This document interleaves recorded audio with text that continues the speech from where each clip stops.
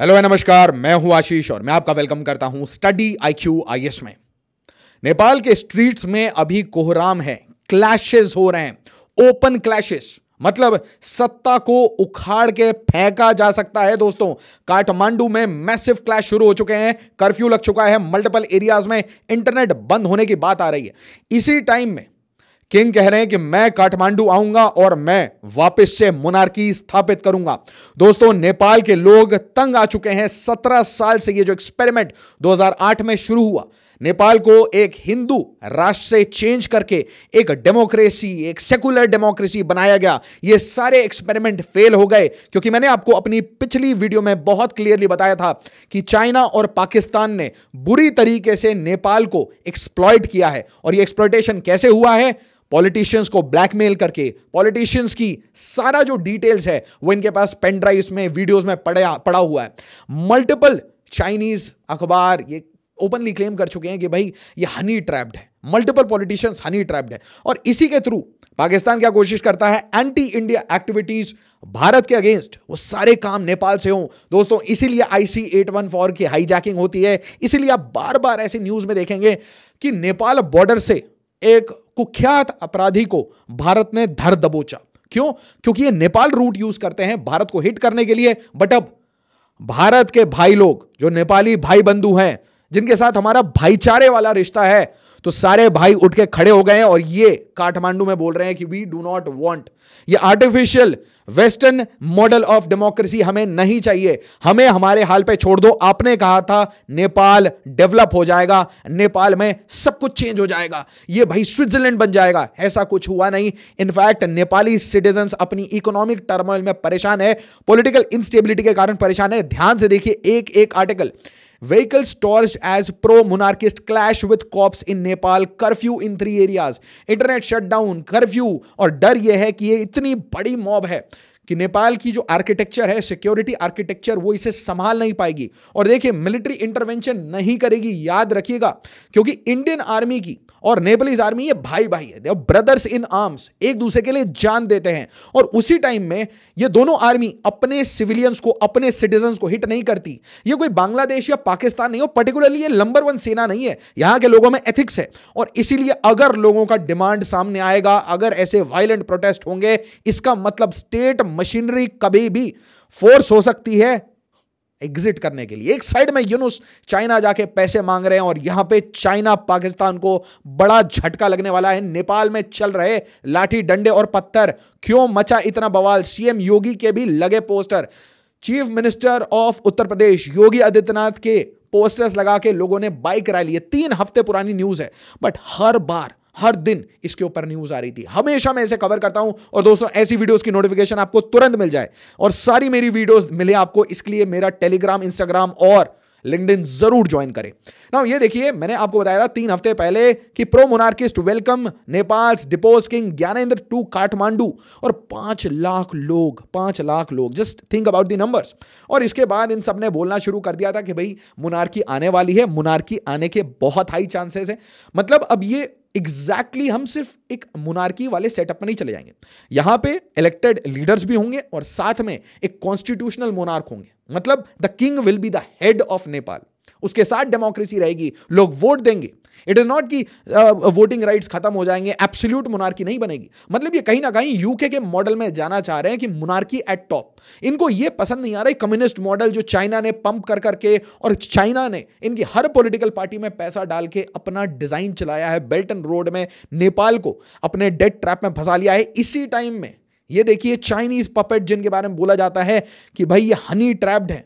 एक एम्बेसी में काम करती थी एक चाइनीज इंडिविजुअल, उन्होंने इसे हनी ट्रैप कर लिया था। नाउ ध्यान से देखिए, Nepal PM Oli claims India role in pro monarchy movement. इसका मतलब अब डायरेक्ट एक्विजिशन किसके ऊपर लगेगा? भारत के ऊपर डायरेक्टली। और यहां देखिए, Nepal several injured as protesters demanding Hindu statehood clash with police. ये इतनी बर्निंग न्यूज है, इतनी फ्रेश न्यूज है कि इसके ऊपर डेटा ही नहीं है, आर्टिकल्स नहीं लिख रहे, बस लोग अलर्ट्स डाल रहे हैं। Monarchy supporters torch house try to break barricades in Kathmandu. Kathmandu की स्थिति अगर आप एकदम ओपन सोर्स से देखेंगे तो यह स्थिति है कि वहां पे फियर है कि कहीं सत्ता परिवर्तन बाय फोर्स ना हो जाए, कहीं ये फोर्स से ऑक्यूपाई ना कर लें positions of power. 1 person injured as Nepal police use tear gas to disperse pro monarchist. और इसी के बीच में किंग कहते हैं कि मैं काठमांडू आ रहा हूं, वीडियो मैसेज निकालते हैं कि मैं काठमांडू आ रहा हूं, मैं लोगों से मिलूंगा और हम मोनार्की रीस्टैब्लिश करेंगे। प्रो मोनार्किस्ट ने already pro monarchist give Nepal government a week to agree to demands. या तो हमारी बात मान लीजिए, वरना through the power of street हम लोगों के दम से ये वापस से सत्ता लेंगे। और ये जो भी हमारे साथ एक्सपेरिमेंट हुआ है, और यहां पे देखिए आपको कारण समझने पड़ेंगे why Nepal wants the monarchy back. ऐसा नहीं है कि उनको डेमोक्रेसी खराब लगी, नहीं, बट नेपाल के जो एथोस खराब किए गए हैं सिस्टमिक कन्वर्जन के थ्रू, सिस्टमिक इन्फिल्ट्रेशन के थ्रू, सिस्टमिक कल्चरल चेंजेस के थ्रू, कभी वेस्टर्न मॉडल आ जाएंगे, कभी मिशनरीज आ जाएंगे, कभी चाइना अपना थोपना लगेगा, कभी पाकिस्तान आके ये कन्वर्जन मॉड्यूल चलाना शुरू कर देगा। तो नेपाल तंग आ चुका है कि भाई हमारे एथोस को दबाया जा रहा है, हमारे कोर कल्चरल वैल्यूज को दबाया जा रहा है, और उसके साथ Nepal is the world champion of political instability. हर बात पे एक नया कोलिशन बन जाता है, कोई किसी के साथ भी कोलिशन कर सकता है, और कोई किसी के लिए भी, मतलब किसी भी कारण से सिर्फ एक पावर का एक पोजीशन मिल जाए, सरकार गिरा सकता है, और अगले दिन एक नया प्राइम मिनिस्टर बन जाएगा नेपाल का। तो ये इनस्टेबिलिटी है, और याद रखिए नेपाल को स्टेबिलिटी चाहिए और खूब सारे फंड चाहिए। और यहां पे मैं रिक्वेस्ट करना चाहूंगा इंडियन गवर्नमेंट को कि भाई खुलेआम अगर नेपाल में मोनार्की आती है, अगर किंग वापस आते हैं, तो भारत को अपने ओपन डोर पॉलिसी के थ्रू भारत को अपने भाई की तरह सपोर्ट करना चाहिए, क्योंकि नेपाल नीड्स द हेल्प। ये प्रॉब्लम इसीलिए आई कि भारत ने कहीं ना कहीं अपने जो मैं कहूंगा एक डुअल पॉलिसी के लिए, कभी हाँ कभी ना, कभी ब्लो हॉट ब्लो कोल्ड। तो भारत को कोशिश करनी पड़ेगी कि Nepal should always be it's first priority, जिस तरीके से भूटान हमारी फर्स्ट प्रायोरिटी है, क्योंकि भाईचारे में आप कभी ऊंच नीच नहीं करते, आप कभी किसी भाई को अकेला नहीं छोड़ते। Nepal activist accuse Gyanendra of trying to reinstate monarchy with backing of fundamentalist in India. यह दूसरा कारण है।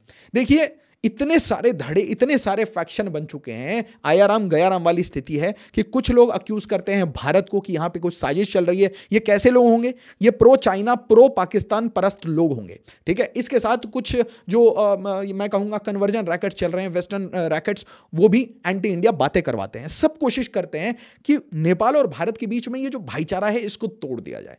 ये भाईचारा कितना इंपॉर्टेंट है आप सोचिए, कि इतना इंपॉर्टेंट है। पूरे बॉर्डर खुले हुए हैं, नेपाली लोग आराम से आके यहां काम करते हैं, भारतीय लोग आराम से नेपाल में जाके शॉपिंग करते हैं, काम करते हैं और बिजनेस करते हैं, टू एंड फ्रो, कभी एक दूसरे पर डाउट नहीं करते।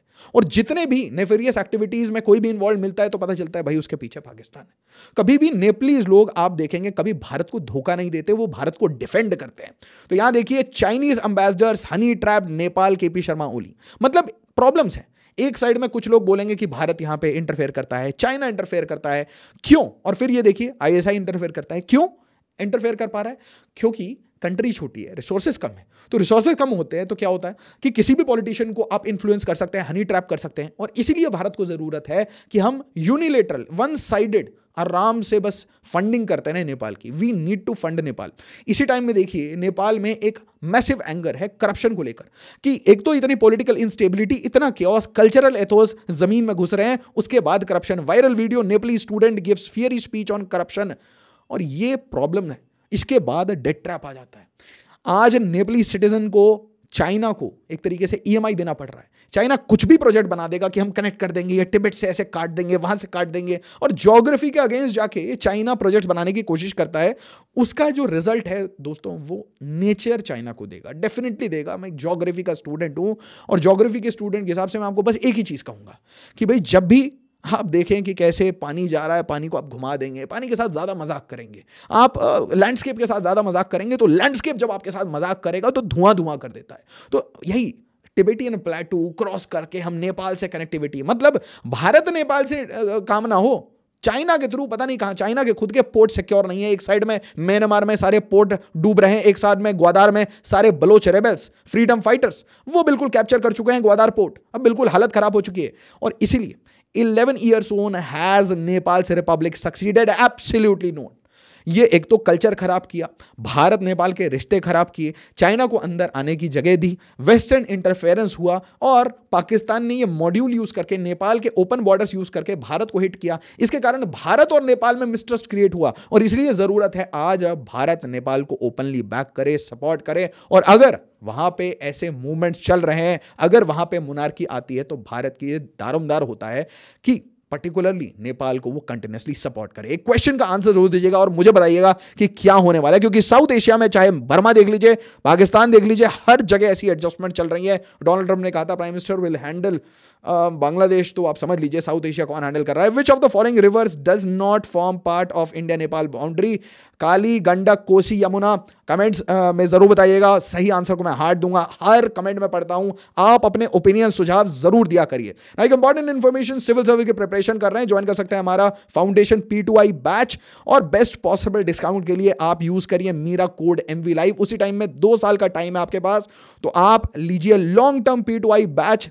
बिल्कुल तमीज से पढ़िए, 10-12 घंटे हर दिन निरंतर प्रयास करिए और भारत की सेवा करिए। Use code MV Live for maximum possible discount. जो भी बच्चे प्रीलिम्स दे रहे हैं, ज्यादा ज्यादा प्रीलिम्स के टेस्ट लगाइए और सक्सेस इन प्रीलिम्स ज्वाइन करिए। MV Live कोड है, वीडियो को लाइक, शेयर और सब्सक्राइब जरूर करिएगा। As always, Jai Hind, Jai Bharat and salute to the Nepalese brothers. Thank you so much.